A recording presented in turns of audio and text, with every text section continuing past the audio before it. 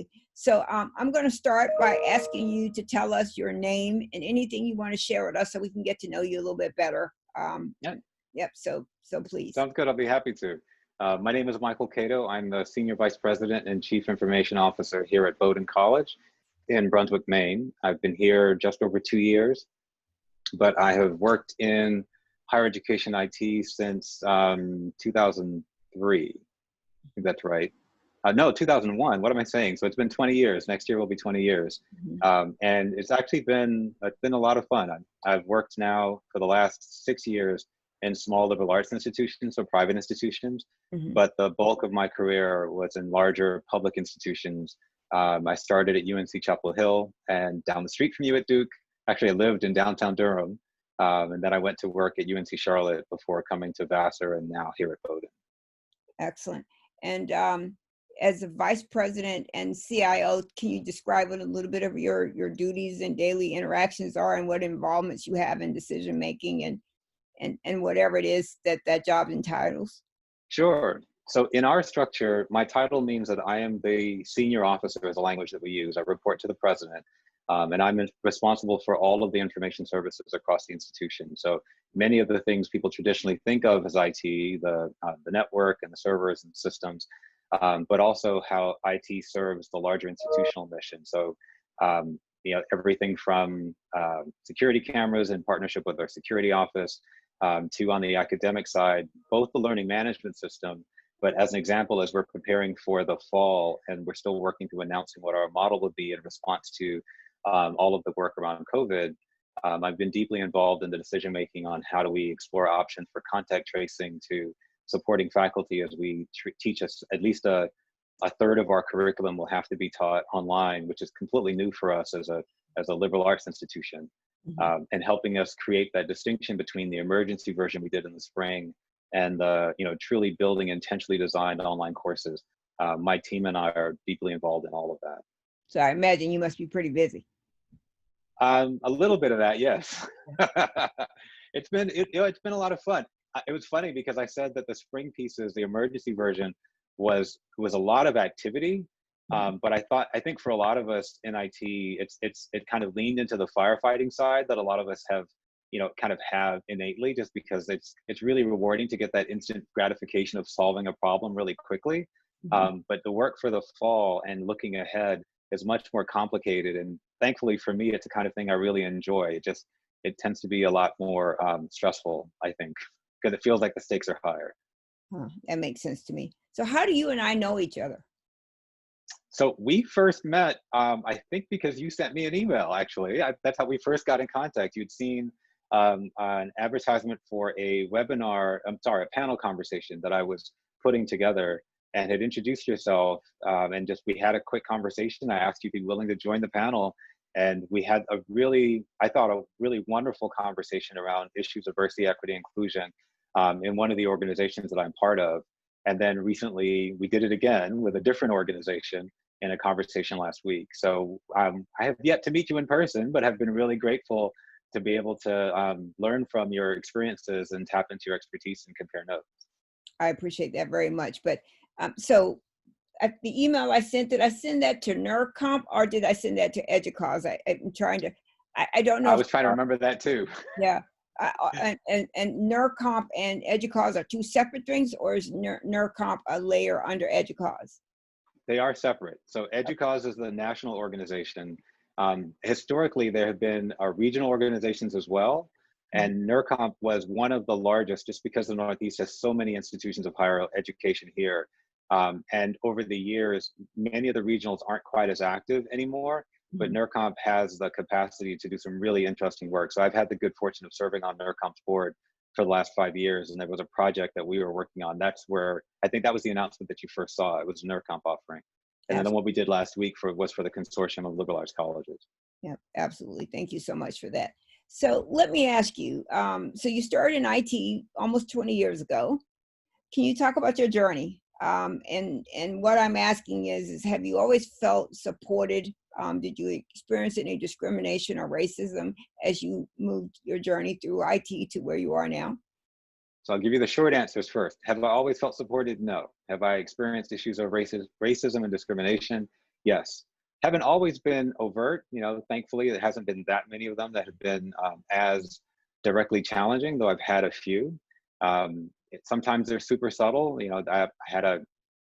I was a IT director at this point, and because of where I was working, I had one of the master keys for the building that my college was part of. So this was, a university system, so there were 7 colleges that make up the university, and we had just built a new building. It was a beautiful, beautiful facility.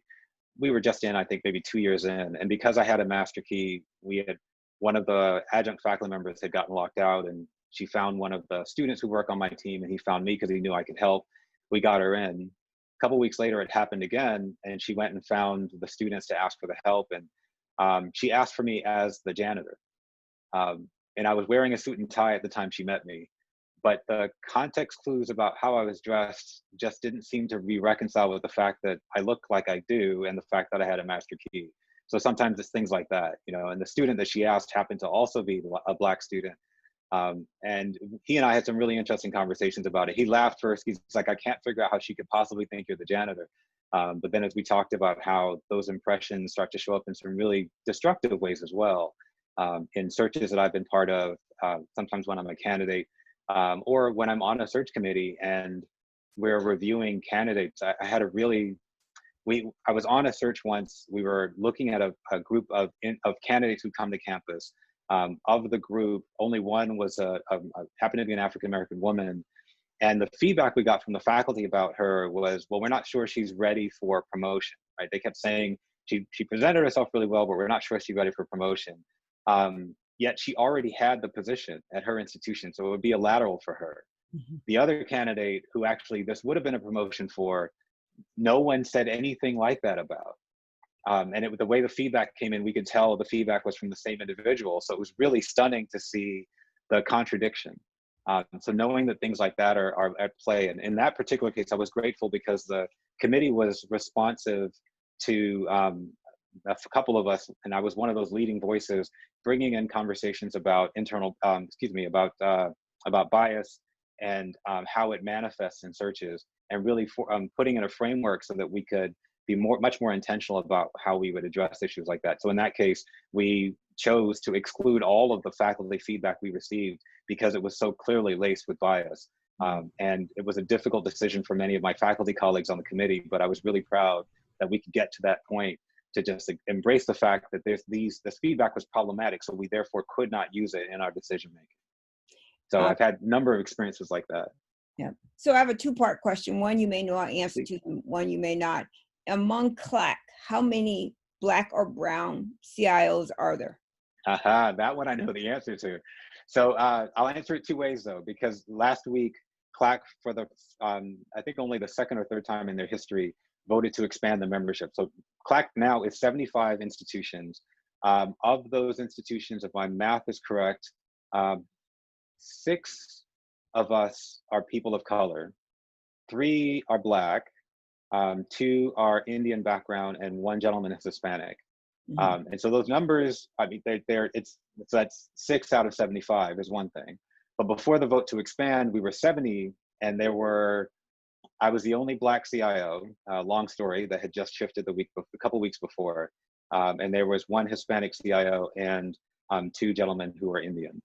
So the numbers are really, really low for that group. And it has been something, and I joined when I came to Vassar in 2013. So for the last 7 years, I've been part of conversations about how do we at least get better at acknowledging and addressing the issues that are clearly at play. Because I've told them multiple times, the first time I walked into one of the CLAC conferences, I looked around and said, wow, this is the whitest space I have ever been in a really long time, right? We had a couple hundred people in the room. And like I said, there's only a handful of people who were brown at all, or people of color at all. And only 1 or 2 at that time, who looked anything like me. Do you know that information for the less liberal arts, for more generic, and I don't want to say generic, but colleges like private colleges, public Sure. colleges, that do not fall under the umbrella of CLAC? Do you know how many CIOs are Black or brown or female or whatever? Yeah, that's a great question. The data, the last more reliable information I had is a couple years old. And at that time, there was a group that's no longer operating. They've been folded under Educa, so some of the data will be updated through them. Um, and our data, single digits, it was 4%, and then went down to 3%, and then went back up to 4% that were African American of higher education CIOs who responded to that particular surveys. Wow. But it's a survey, right? So the one thing I was not able to dig in with them is how much representation were there from HBCUs in the survey itself, in the instrument itself. So call that, I believe it's 100 HBCUs in the country. Yep. And one really interesting point for me is I talk with, and actually we probably should be explicit, historically Black colleges and universities is what the acronym stands for. But as I've talked to colleagues who don't necessarily have a background of knowing about HBCUs, those or institutions have never been segregated. You know, and I find that just stunning to just as a factual acknowledgement that at the time that our country has wrestled with issues of race and inclusion, the one group that many have sometimes challenged and said, well, why do these exist in the first place? They themselves have never segregated. They've always welcomed students from different backgrounds. Yeah. And so that shows up in one place that's really interesting for me. When I look at the people who hold the CIO seats across HBCUs, you can find much more diversity often among those groups than you'll find in other places. And I think that's a wonderful thing. But the drawback has been that has also decreased the total number of Black CIOs that are in higher education. Yeah. Because the institutions that those were the places that it would happen more regularly are now being more inclusive at the same time that the rest of the community is not doing the same thing. Yeah. So let me ask you a So, question about diversity and inclusion. So please. as of late, many organizations have rushed to create DEI positions and team leads and things of that nature. But even with your school and anyone else you may know, do you see that these people who are DEIs or diversity inclusion officers, do you see them having the power to actually bring equality to their institutions and to their organizations? Yeah, it depends on how they were brought in, why they were brought in, and what they are positioned to do. And in my experience, some of I was at an institution that wrestled with whether to create a vice president for diversity and inclusion position. Ultimately decided not to do it. I can come back to that in a minute. I think I think that choice was short-sighted. All right. But bringing someone in, the argument that was made against it was that others might think, now that we have someone here, I can wash my hands of it. I'm not part of the solution anymore, right? But the alternatives doesn't actually force everybody to actually be part of it either, right? So it's not just about creating the position. It's also, are you really committed to doing the actual work? And I've been really fortunate. I started here literally on the same day as our vice president for diversity and inclusion, Michael Reed is his name. And I have been really impressed with watching him work because his focus is leading by influence. I don't know if he actually uses that language, but that's what I've observed over the last 2 years. And in fact, I'll make the comparison to my own role. I have often watched, and it's really tempting, once you have a position of authority with some authority to it, it's often tempting to lean on that authority, to make people do things because, you have the positional authority to make it happen. That tends to be far less effective over time, right? So the people who are really effective don't lead with that. And that becomes your option of last resort, that you're much more about building coalitions and partnering with people and contributing your own resources, doing things that you can to help bring people to a shared understanding of where you're trying to go.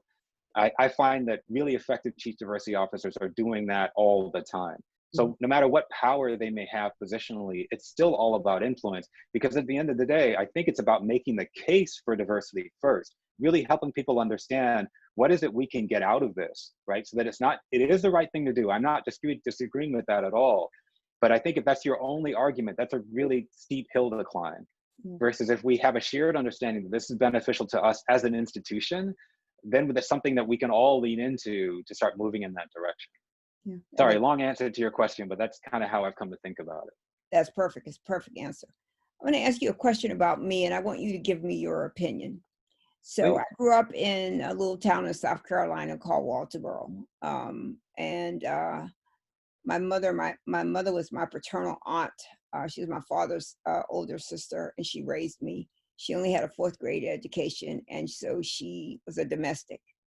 Um, and she and I would have these uncomfortable conversations for me because she would just say, get a good education and get out of South Carolina. That's all she ever Mm. said to me. You know, she wasn't particularly affectionate or loving, but she was always on that tangent, get out. And so I had gotten a scholarship and I was walking, my first day, I was walking onto the campus and there were these kiosks. And there was a white gentleman there, and his exact words were, "We are trying to bring Negroes into computers." This was in the mid to late 70s. At first, I didn't know what a computer was. And then I had heard the other N word, never Negroes, but the other N word. So I was struggling with what that meant. And at first, I was going to just keep on my path. But then he said, "We'll pay you $30,000 immediately." And for someone who Wow. grew up poor, I Well, thought I especially had in the won the lottery. 70s. Right. Yeah, absolutely. I'd won the lottery. And since then, probably 25 or so years of my experience has been in the private sector. And of late, it's been in the public sector, working in higher education or elementary education.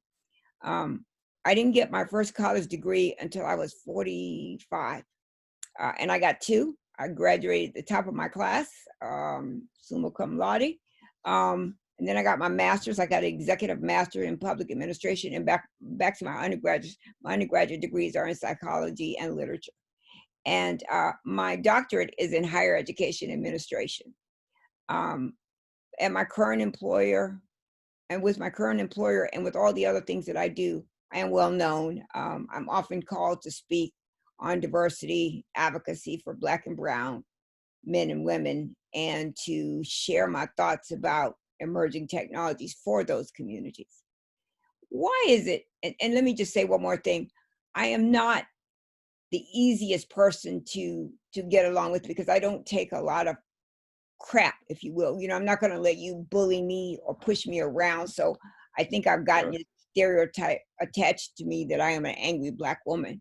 But why Mm. do you think it is that the highest I've ever rose was a director of IT, and that I probably will never be a CIO in my lifetime?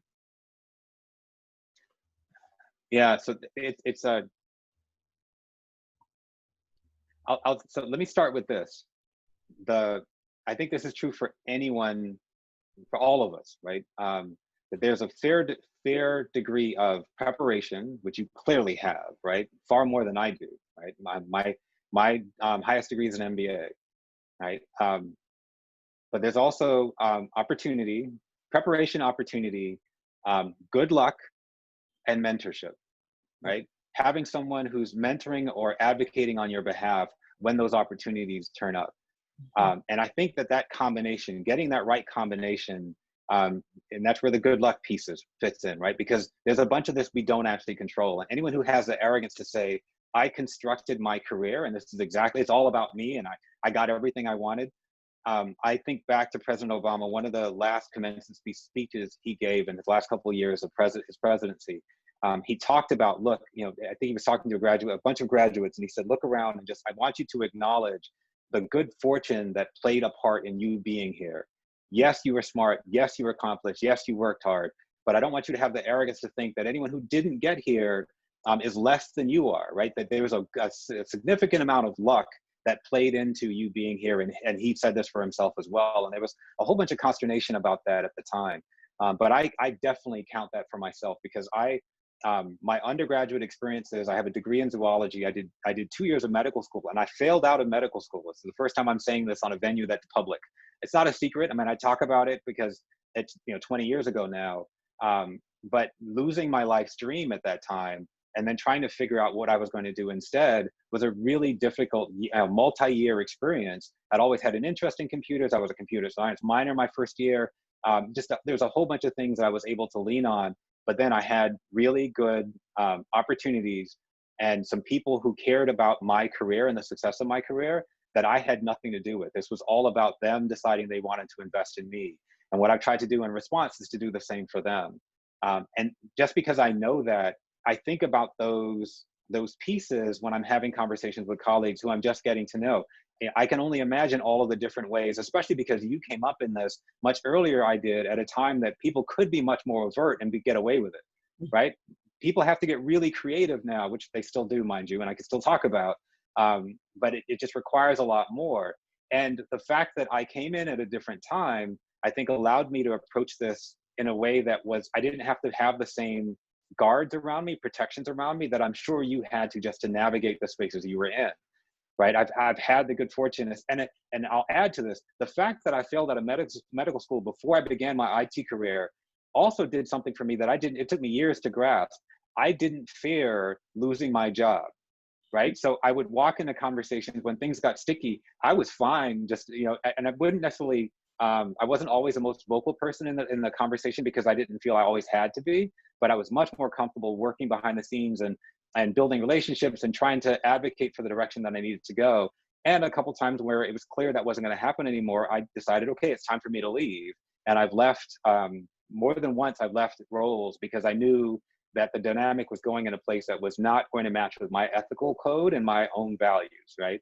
So that's the most I can contribute to it, because I think that if this is about how far do we progress, all of those pieces are at play at any given time.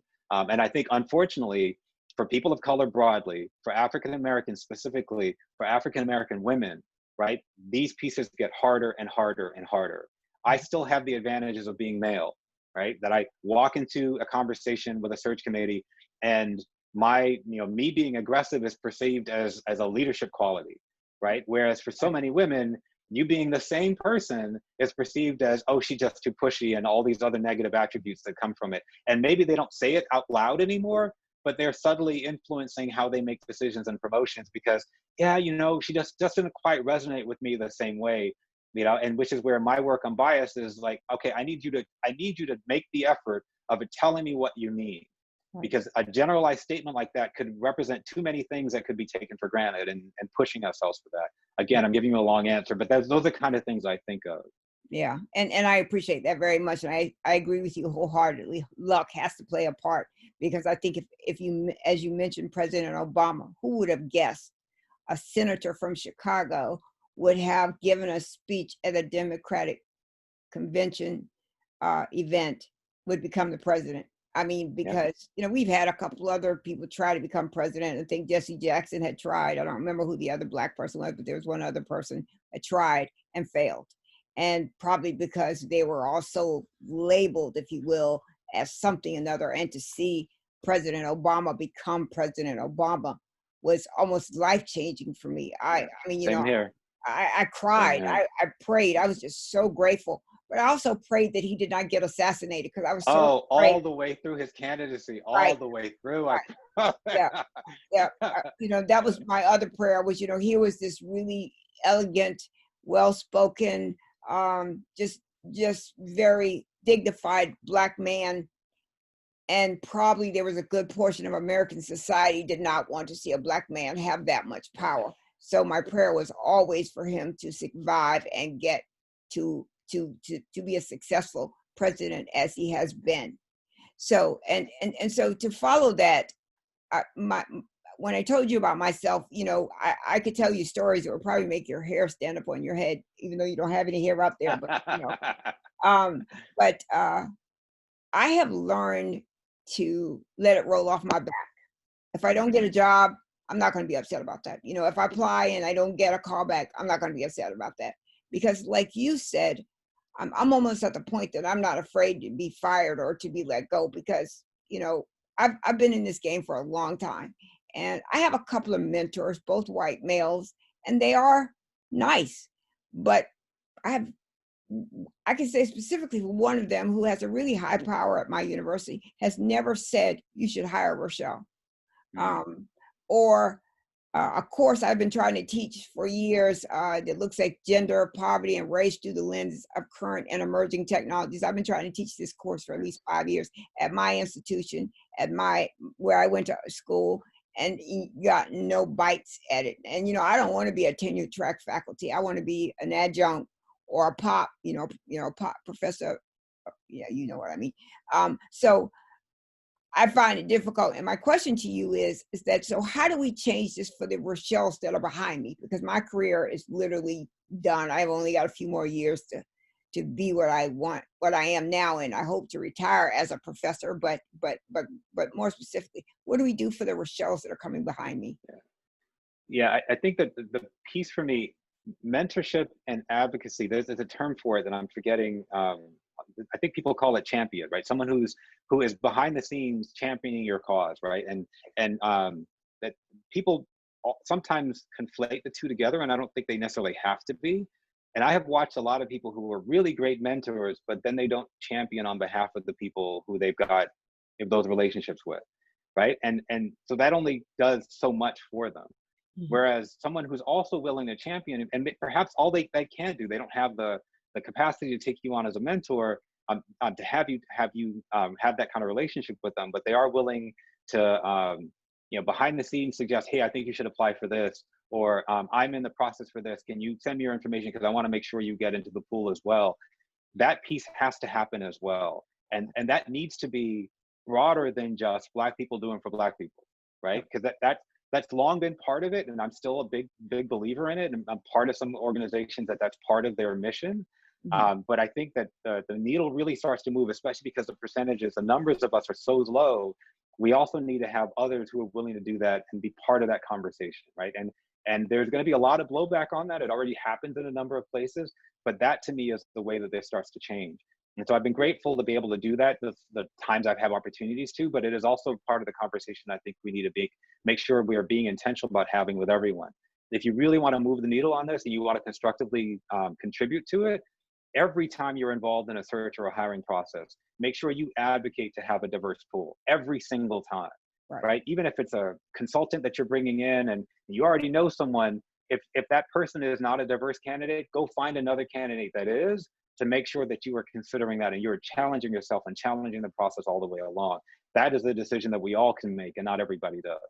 Absolutely. That's absolutely perfect. And I will just say, I am proud to know you. And I've been following up, I Google your name and look at some of the work you've done, and it's been outstanding, and Appreciate the feedback. one of my students, one of the students in the law school, we have something called BALSA, Black Law Student Association. And Nice. one of my BALSA students said to me, he said, skin folk aren't always kinfolk. For a minute there, I had to think, okay, what does this mean? But after I started thinking about it, I started recognizing that, although we may be Black, we're not always each other's best advocate. We're not always the best to compliment or acknowledge greatness in people that look like us, because we're afraid that if we give too much acknowledgement of another person, we're taking some from ourselves. Whereas our white counterparts don't have that issue, because if they get fired, if they get promoted, if they get a raise, whatever it is, there's no concern that their skin in the game is going to cost them, any harm, or cost them their ability to advocate. Yeah, it's interesting. I definitely see your point. For me, it's been, I think the stakes for us are higher. I do think that there's a lot of my non-Black colleagues, my white colleagues, who also don't advocate for others. But I don't think they worry about, if I make this recommendation of a person of color, of a Black candidate, and things don't work out, that people are going to look at me and look at the next Black candidate differently. Right. And that's a layer to it that I think we have absorbed over time, that's really getting in the way of some of this work happening. Right. Absolutely. So if I think someone's not ready, then how about I give them the feedback on where I think they've got opportunities to grow, and some suggestions on ways it could happen. Perhaps I can contribute to helping that happen, as opposed to not putting them forward because I don't think they're ready, and then not telling them the feedback as to why. Right. That's a very different set of choices. That's exactly right. I gave a talk a couple of years ago about search committees. So if you're hiring a president or some high level uh, officer, uh, your search team should include the lowest person in that organization. And I'm not talking about Mm, like a janitor, but like maybe the newest person in IT or the newest person in administration. And it should be a set of every aspect of your organization. So if you're going to hire a CIO, for example, you hire the least trained IT person. You put the least trained IT person on that search committee. You put someone over in finance and administration on that committee. You put someone that's athletics on that committee, because if this person is going to have to interact with all these people, Yeah. these diverse voices will get you more likely the best candidate, because that least person is going to ask a question that you and I probably would never think to ask, Yeah. right? Think about. Yep. Because Yep. we haven't been there in such a long time, it doesn't cross our mind. But if you have that person who's brand new to the industry, he or she may have a perspective that we may not have.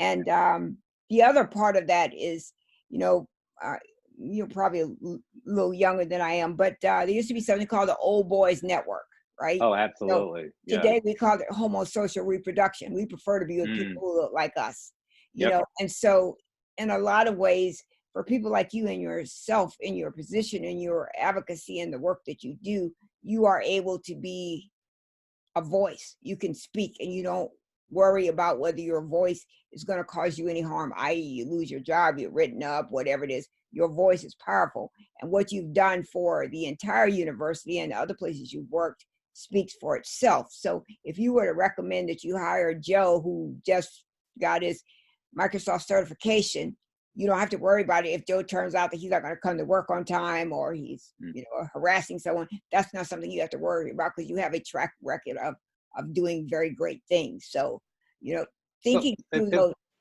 Go ahead. I'm sorry, I didn't mean to interrupt you, Rochelle. It's just you make a point that I want to circle back on, because I had an experience at an institution where it was made blatantly clear to me that that was not the case. That despite my role, despite the fact that I was hired into the role that I was to do the type of work that I was doing, I had a couple of one department in specific, but it was other places was happening as well, that continued to make it clear that they trusted the judgment of other people more than mine. Yeah. People who had no experience in the field, right? That it just kept coming up, and it got to the extreme case in a search process that they disagree with. And mind you, this, I'm on the search committee, right? So there's 3 people on the search committee. We've done the interviews. They talked to other people as well. And when it came time to decide who was going to go to the final round, I said, look, I have concerns about this one candidate for these reasons, because I don't think they met the pieces we're looking for. But I appreciate I have one voice of 3. The other person on the committee agreed with me. The department was so upset with me, not their colleague, Mm-hmm. that they went to the dean to override my decision. Right. Right. And so I got dragged into a meeting with the entire department, a small institution. So it's, call it 8, 9 people around the room. And they spent the first half hour of the conversation berating me. Right. Michael said so-and-so. I don't know how he can think that so-and-so is true. Not speaking on behalf of the candidate that they really wanted to bring in, but berating me. Right. And the entire room was white except for me. Right. And I sat there in total awe that that they would be so clueless as to how I would receive this. And one of the reasons that I later left that institution is my colleague also didn't appreciate what that does to me, that you let the conversation happen. So in the end, deciding that, yes, I'm not going to override Michael's decision, that's trivial. You actually I had to sit through this, right?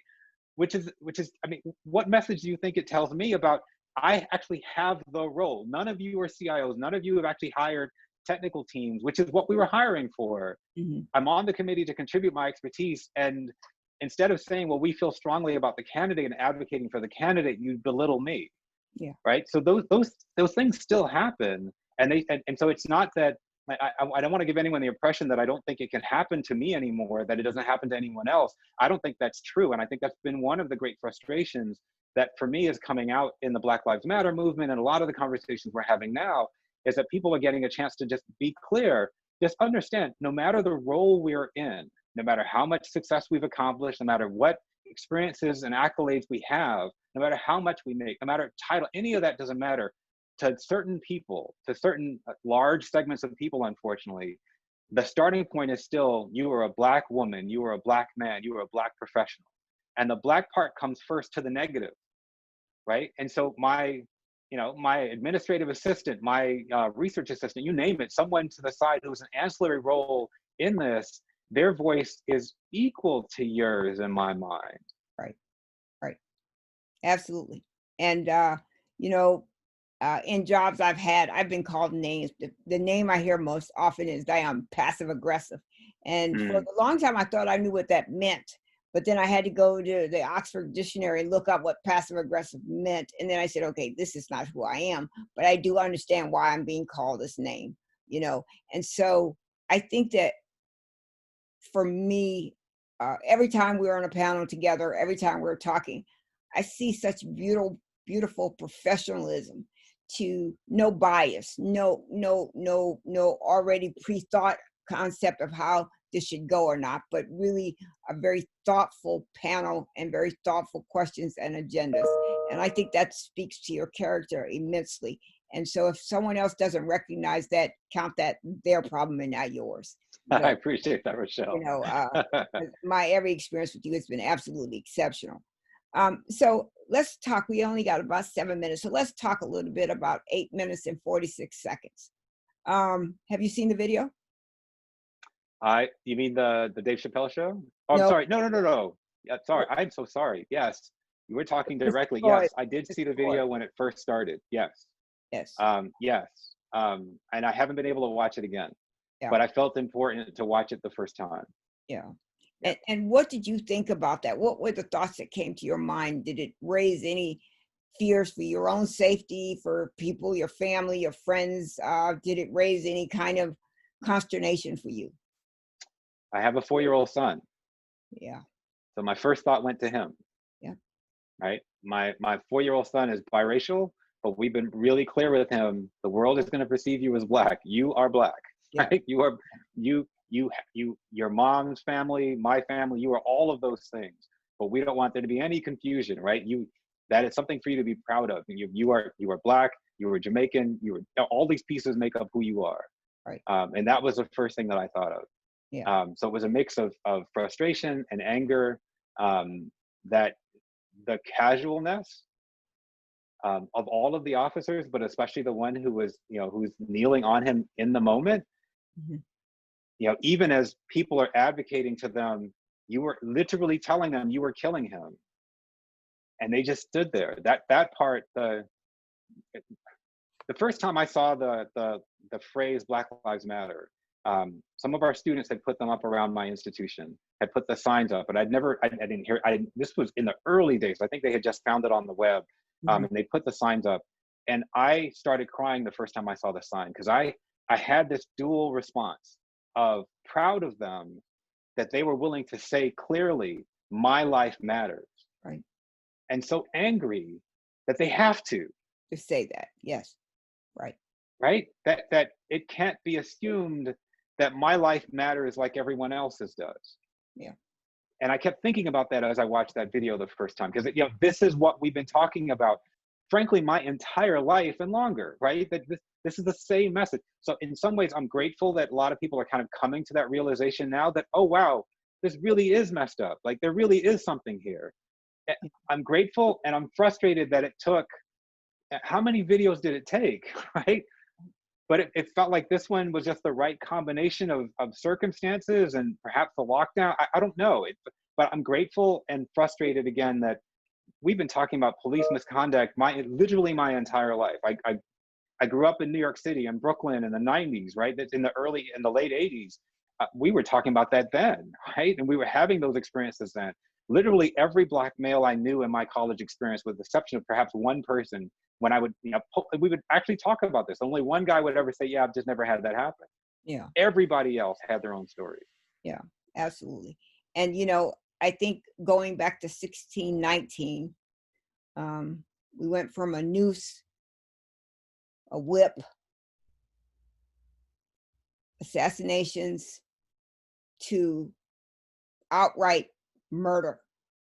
Someone said to me in one of these chats, someone has had their knee on my neck my entire life. This Yeah. is figuratively, not literally. Yeah. And that, the Klan has moved from hoods to suits, so they're still there. They don't get the idea that this is a equal society. And you can see that in those that lead our country, who like to instigate things and call names.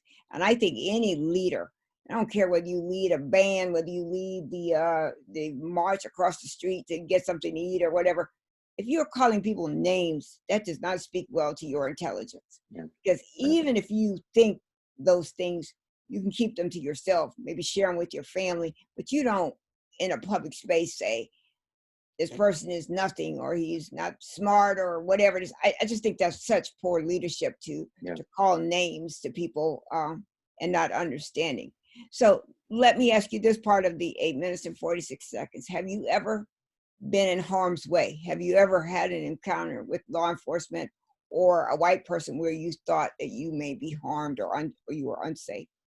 Yeah, I've been pulled over by the police because I looked at a cop as I drove past him on the highway, and so he found an excuse to pull me over, and they want to search your trunk. It's like there was, and so every time I had to make the call of, do I allow it to happen when I know you don't actually have a right to?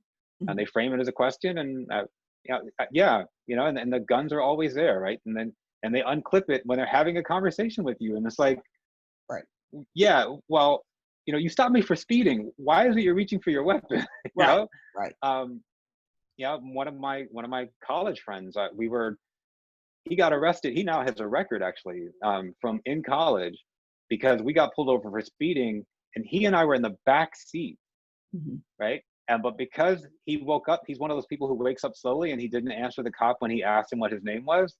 Mhm. He got arrested for it, and they What's charged that? him with obstruction of justice because he Wow. was in the back seat that was of a car that was stopped for speeding.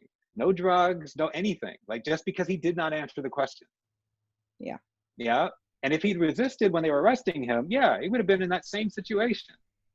Yeah. And yeah, so it's like the threat of violence has long been there. Um, I did a ride along when graduate school. I chose to do a ride along with, I was doing a public health class. And I realized I had never had a conversation with a cop that didn't start with, let me see your license and registration. Mhm. So I decided I wanted to do a ride along with them. Mhm. And I have long tried to think about, if I saw the world through their eyes, right? So I have a working theory at this point that part of the challenge has been the fear, illogical or not, but the fear of black faces and black skin and black men especially. But this is clear; it happens for black women as well, right? And there's this level of fear that is so often there that when they're now in law enforcement, when someone is in a position of law enforcement and they have the charge behind them and the weight of the state behind them and a weapon at their hip, acting on that fear becomes a lot easier to do. Mm. And then the system has repeatedly said that a cop who they fear for their life, that's reason enough to take someone else's life. And the jury's like, yeah, it actually makes sense for me to be afraid. Tamir Rice was one of the ones that I found so frustrating. He was Yes. literally a child, literally a child. Yep. And the cop chose to kill him. And the jury and the DAs are like, yeah, that actually makes sense that you'd be afraid. And they kept emphasizing how big he was, Right. right? That's always the case. So it's all about the fear. The fear makes sense because this was a big black man. I'm 5'7". I routinely get confused in the higher ed IT space for my colleagues who are much bigger black men, right? Because all people see is my skin. Right. So repeatedly been for these guys are 6'2", 6'3", or more, and I'm repeatedly confused for them. And I'm always like, I don't understand how you could possibly think I look like him, Yeah. right? Just for height alone. Yeah.